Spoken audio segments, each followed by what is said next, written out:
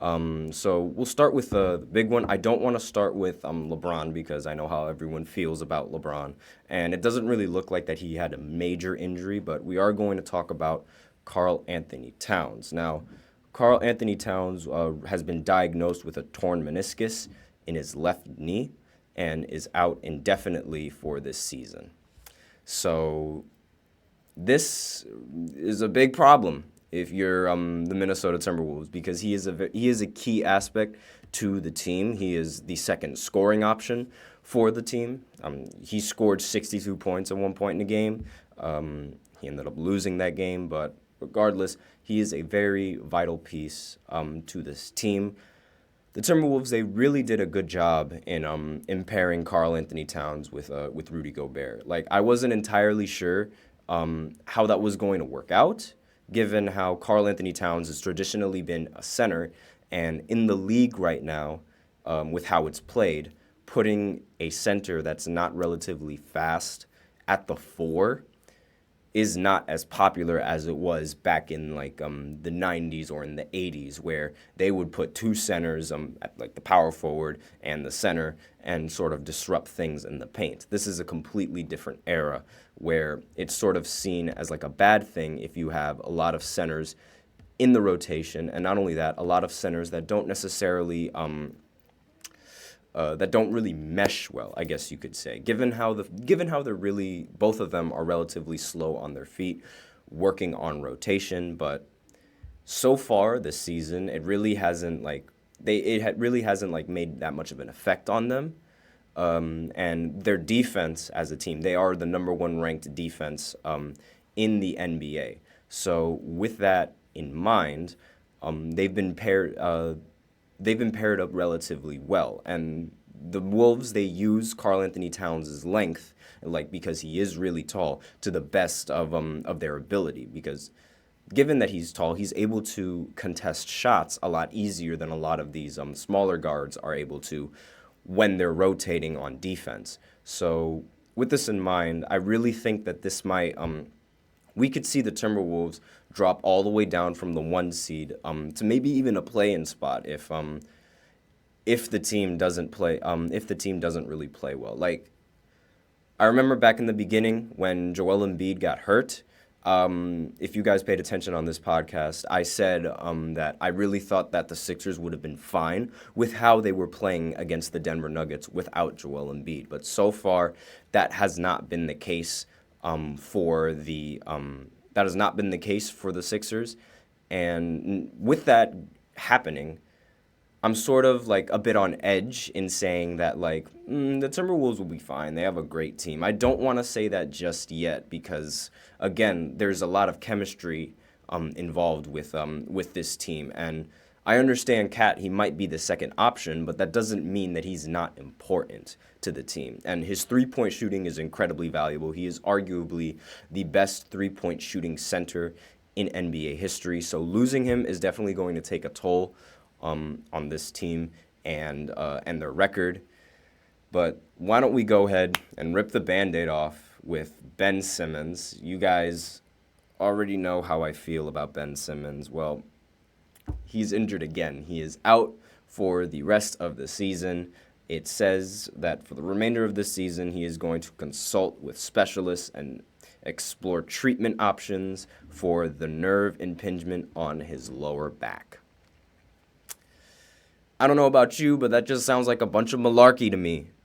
It might just be because I really, really don't like Ben Simmons, but it really seems like he's just making every single excuse not to play a single game for the Brooklyn Nets or for anyone. He is practically I don't want to say he's scamming, but he is taking a lot of money away from all of these franchises and still not playing a game.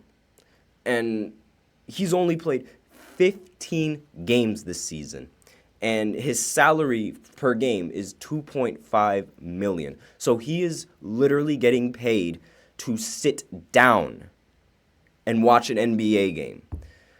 And that just infuriates me because you guys already know how I feel about Ben Simmons. He is a super freak athlete, but his mentality is just unbearably lazy, in my opinion. And he doesn't seem to change whatsoever. At any point in time where he could sit out due to an injury, he is going to sit out. And I just can't stand it. Like, what is going on in his head?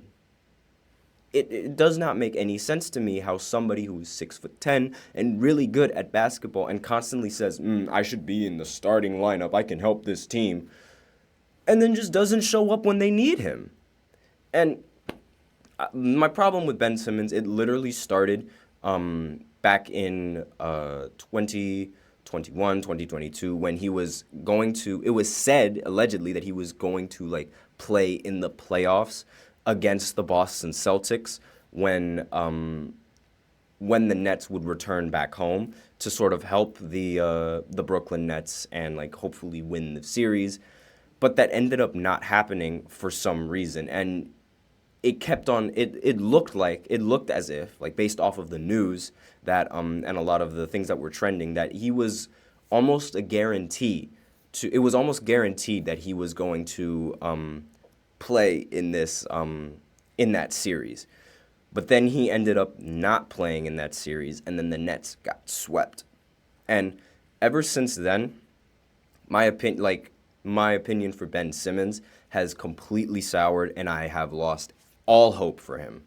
In every single aspect of basketball, I have no hope. When he was on the Sixers, I legitimately thought that the Sixers did him wrong for throwing him under the bus. But after actually having him on the team these last couple seasons, I see why now, like, Doc Rivers and the rest of his team threw him under the bus, because he is a very bad influence in the locker room. Like, there's so many players on that team that aren't getting paid as much as he is, yet they come in every single day to practice, and they come in every single time. And it's unfair to all of those players that actually try to put in the work and just aren't making that money, while Ben Simmons just sits down courtside doing absolutely nothing. But I completely digress, and it does not make any sense to me, because he's wasting his 6'10". Like, do you have any idea how rare that is? A 6'10" forward that can handle the ball like a guard and finish like he was supposed to be the next LeBron James. Do you have any idea how disappointing that is for the rest of this, for him, for his managers, for everything that has to do with him? It's unbearable.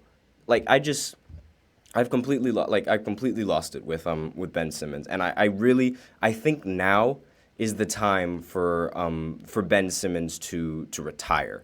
And it's just time for him to retire at this point, because he's just sitting on the bench and he's just taking money from all of these organizations just by sitting on the bench. Like, he's not playing any of these games. And I really admire, like, how the Sixers, like, they wouldn't compensate him for a while, like, while he was sitting out, because he wasn't fulfilling the deals in his contract. He was supposed to play, and he just hasn't been playing whatsoever. And it's really infuriating to see that from an NBA player like his height and, like, as talented as him. And another update is Jalen Brunson. He's still day to day with the Knicks. Julius Randle is also still out. Same with OG Anunoby. OG's I believe he's expected to return sometime next week. But then again, like, he could still be day to day. I mean, surgery is a really tough thing to go through, especially as an NBA player. And it might impact the Knicks this season. I think they're the only team that could legitimately compete with the Boston Celtics when they're healthy. I don't know why. I just have faith. I just have so much faith in this team.